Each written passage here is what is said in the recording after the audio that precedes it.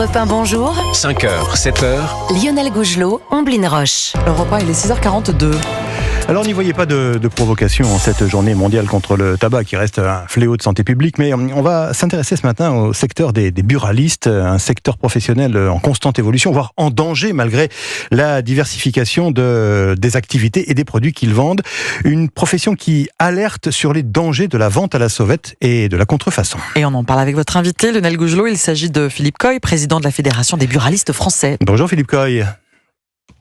Bonjour. Merci d'être en ligne ce matin sur Europe 1. Alors je le disais, en France, le prix des cigarettes augmente dans les bureaux de tabac et les ventes continuent de baisser, mais la consommation de tabac, elle continue de stagner.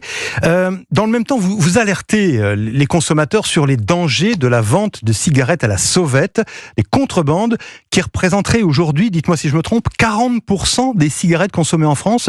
C'est un vrai danger donc pour vous?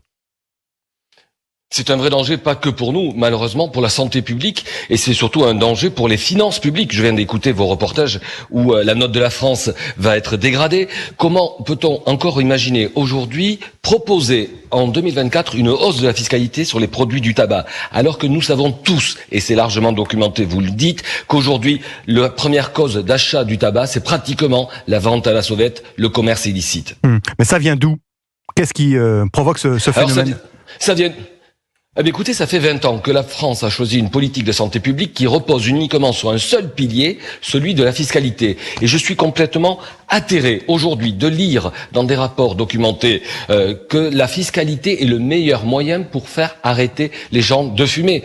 Mais ces gens qui écrivent ces rapports en 2024, où ils étaient pendant la période du confinement, où ils étaient quand nous dénoncions ces achats sur la voie publique. Aujourd'hui, c'est pas que les buralistes qui s'en plaignent, c'est même les élus locaux qui, devant ce phénomène d'amplification, dénoncent le marché parallèle. Nous avons un enjeu de santé publique. Nous ne pouvons pas le résoudre par la fiscalité, encore moins par le prix, sachant que la France à le prix du paquet le plus élevé de l'Union européenne. Donc j'en appelle à la responsabilité du ministre des Comptes publics, Thomas Cazenave. Nous demandons fermement un moratoire parce que la France n'est pas une île. Alors justement, parlons de la fiscalité, parlons du prix. Dans le cadre de son plan anti-tabac, le gouvernement va augmenter le prix du paquet de cigarettes qui va passer à 12 € en 2025, l'an prochain, avant d'atteindre 13 € minimum en 2026. Et puis ça va continuer sans doute, Philippe Coy, puisque la Commission des affaires sociales du Sénat préconise, elle, d'augmenter les prix du tabac de 5% par an jusqu'en 2040 pour atteindre un prix du paquet à 25 €. Qu'est-ce que vous en pensez, vous, de cette perspective ?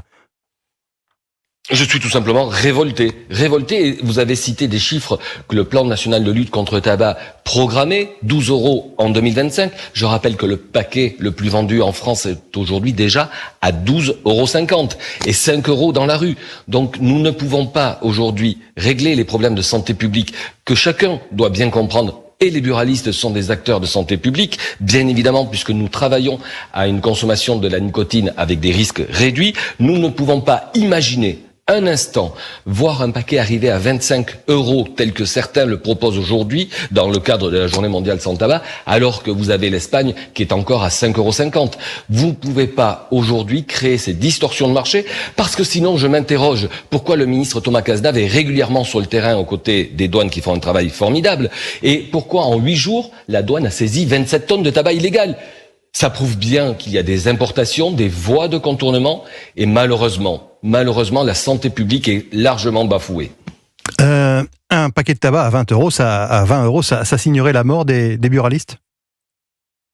Ça signe la mort de 23 000 entrepreneurs qui sont si utiles dans tous les territoires. Je pense que c'est largement rappelé.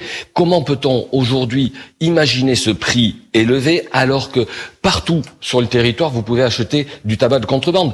J'en veux pour preuve, depuis la période du confinement, 5 usines clandestines ont été démantelées. Alors moi je me pose la question, et je pose la question au gouvernement, veut-on créer la prohibition?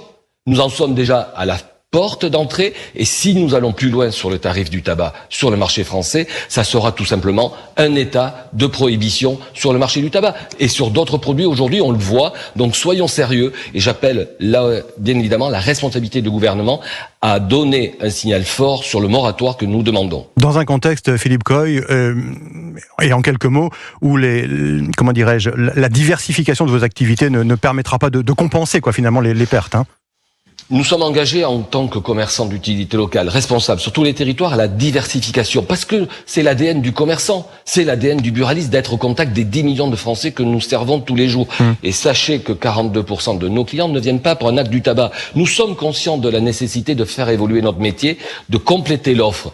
Mais comment peut-on se diversifier et évoluer alors qu'on est aujourd'hui plombé par cette pression fiscale qui nous empêche d'avoir la dynamique entrepreneuriale nécessaire pour faire évoluer notre métier et répondre toujours aux attentes des consommateurs.